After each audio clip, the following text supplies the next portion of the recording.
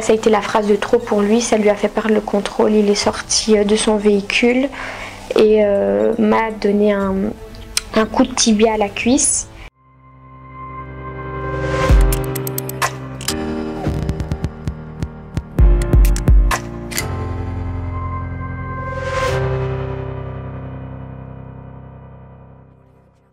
Alors, bonjour, je m'appelle Sarah, j'ai 24 ans et je viens témoigner pour une agression physique que j'ai subie venant d'un conducteur Hitch il y a 2 ans. Donc au moment des faits, j'avais 22 ans. J'ai pris un Hitch de Bruxelles jusqu'à Beersel, où j'habitais à l'époque. Et quand j'ai commandé le Hitch, tout s'est bien passé. Le trajet s'est passé dans le calme, etc. comme normalement.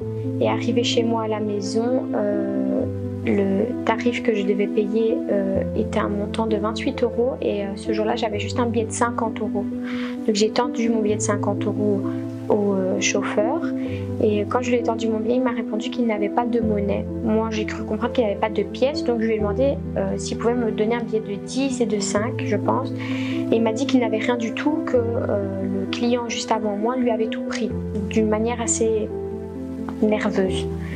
Donc je lui ai gentiment proposé de lui faire un virement et il m'a dit que c'était pas possible. Donc vu que j'habite dans un patelin et qu'on était un après-midi, un dimanche, tout était fermé. J'ai essayé de lui proposer d'aller à la pharmacie. Il a vu de ses propres yeux que la pharmacie était fermée, donc j'avais pas d'autre solution à lui proposer. Donc il m'a demandé ce qu'on pouvait faire d'autre. Je lui ai proposé d'aller voir dans des restaurants.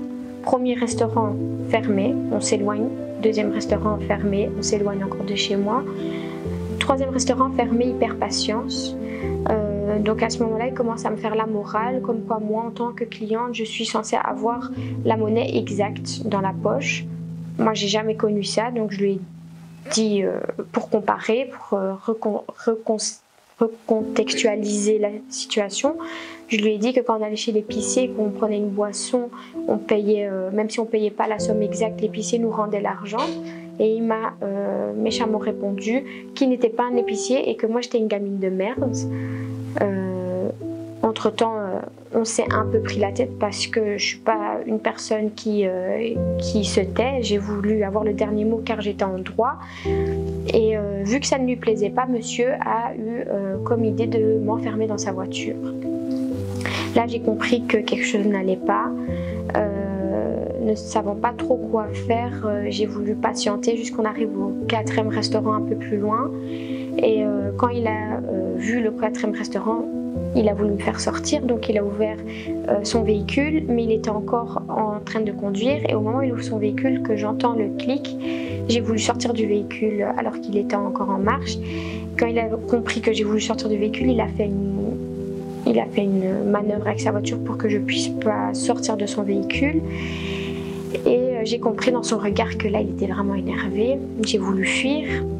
Je suis quand même sortie de la voiture quand il était à l'arrêt pour aller au 4e restaurant qui était ouvert. Donc j'ai su avoir la monnaie d'échange, mais n'étant pas à mon aise et surtout étant très énervée, j'ai pas voulu lui tendre directement la monnaie. Donc je lui ai demandé de me déposer devant ma porte s'il voulait voir la couleur de son argent. Étant donné qu'entre-temps on n'était plus du tout à côté de chez moi, j'ai voulu qu'il me dépose devant ma porte comme prévu.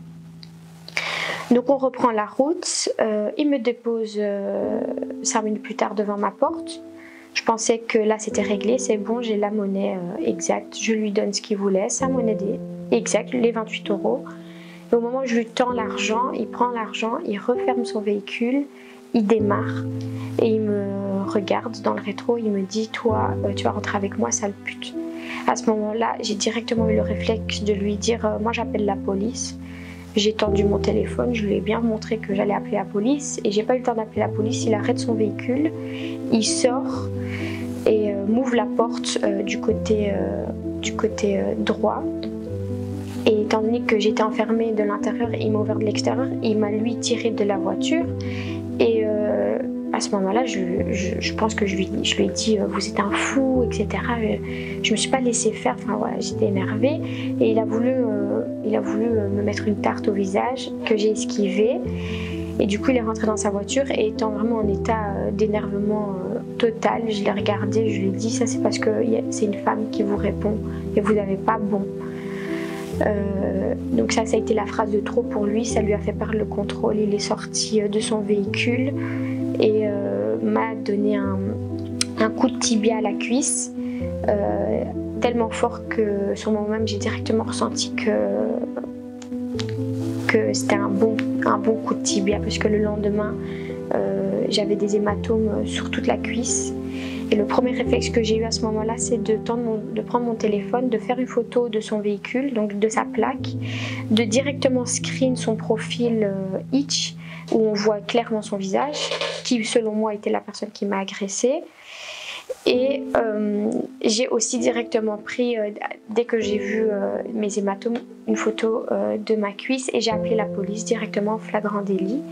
Ils sont arrivés plus tard, une demi-heure plus tard. Je leur ai expliqué la situation, j'ai eu un rendez-vous pour porter plainte, j'ai porté plainte, j'ai pris congé car je travaillais, je ne savais plus marcher, je boitais. Et il s'avère maintenant que 2 ans après ma plainte, alors que j'avais une photo du visage de la personne qui m'a agressée, une photo de sa plaque, une photo de mes hématomes, j'ai été au médecin qui a pris la mesure de mes hématomes. J'ai tout donné à la police, mais jusqu'à l'heure d'aujourd'hui, j'ai toujours pas eu de nouvelles de la police. Par contre, j'ai eu des nouvelles de Itch, car j'ai fait un statut, j'ai publié mon témoignage sur Twitter avec les photos de mes bleus, du profil et du véhicule, afin de prévenir les femmes qu'il y avait un chauffeur de Itch sur Bruxelles qui n'était pas très clean. Et ce tweet a fait énormément de retweets et j'ai découvert grâce à Twitter et non grâce à la police, non grâce à Itch, que ce véhicule 6 mois après mon agression roulait toujours, que cette personne roulait toujours. J'ai eu le patron du véhicule au téléphone et en fait j'ai compris que la personne qui m'avait soi-disant agressée, celle que j'avais sur le profil, n'était pas la personne qui conduisait le véhicule. Donc j'ai compris plus tard qu'en fait Itch font conduire plusieurs personnes sur un seul même profil, c'est-à-dire que n'importe qui peut rouler avec le profil. Donc c'est pas sûr que quand vous allez prendre un Itch et que le profil qu'on voit est la personne qui vous dépose chez vous. C'est pour ça que je tiens quand même à préciser que Itch n'est pas si safe que ça, et Uber non plus, parce qu'il y a des magouilles entre eux qui sont pas très claires, alors qu'il y a d'autres plateformes qui sont beaucoup plus fiables, comme les taxis, les simples taxis. Ils ont des tests psychologiques à passer, ils regardent les antécédents du chauffeur, et il n'y a qu'un seul et même chauffeur qui peut conduire sur un seul et même profil, alors que Itch et Uber ne font pas ça. Ils n'ont pas de test psychologique à passer, on ne regarde pas leurs antécédents. Donc si je peux vous donner quelques conseils, c'est de regarder à chaque fois le visage de la personne qui conduit avant de monter dans la voiture, si ça correspond bien au profil. Si c'est pas le cas, ne montez pas, parce que s'il y a un seul problème dans le véhicule, quand vous portez plainte, il y a des problèmes avec l'identité de la personne. Donc pour les démarches c'est plus compliqué. Je vous conseille aussi de jamais prendre des Itch et des Uber seuls. Si vous voulez vraiment en prendre, ne le faites pas seul. Au moins s'il se passe quelque chose, vous pouvez vous défendre avec vos amis. Également, moi c'est ce que je fais personnellement, parce que ça peut m'arriver encore de prendre des Uber par facilité, etc. Ça peut arriver. Quand j'en prends, toujours j'envoie ma localisation à une amie, une sœur, etc. Mais si vous voulez vraiment être safe, si vous voulez pas avoir de stress, etc., vraiment les seuls, ici en tout cas en Belgique, les seuls en qui vous pouvez avoir 100% confiance, c'est les chauffeurs de taxi, parce que derrière il y a toute une procédure qui se passe avant de pouvoir conduire. Donc le taxi qui conduit le véhicule, il est contrôlé, s'il fait son travail, c'est parce qu'il est en mesure de le faire. et qu'il n'y a pas de soucis au niveau psychologique, etc. La personne est clean et il n'y a pas de soucis à se faire. Les Hitch et les Uber, pas du tout. N'importe qui peut rouler. Le tox du coin, la personne qui a fait de la prison, etc., c'est roulé. Donc voilà, c'est juste comme ça, vous savez. C'est à titre d'information. Vous faites ce que vous en voulez, mais s'il vous plaît, prenez mes conseils en compte. Ça n'arrive pas toujours que l'autre.